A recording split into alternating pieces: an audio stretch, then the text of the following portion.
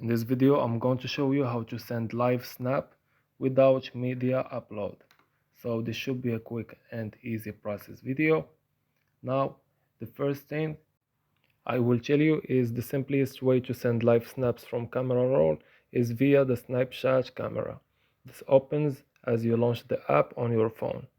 So go switch to camera roll at the top, as you can see right now. After that, recent images includes photos and videos from your phone's camera roll. And then just go ahead. You can also add a filter to your live snap.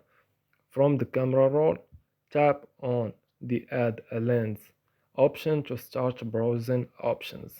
As you can see now on the picture, tap on one of the effects and then again on the large shutter button of the bottom.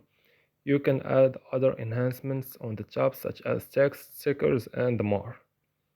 So after you do that, just press the send to button at the bottom and then select the friend you wish to send the live snap to and press send. You also can leave and save the edited live snap to your camera roll.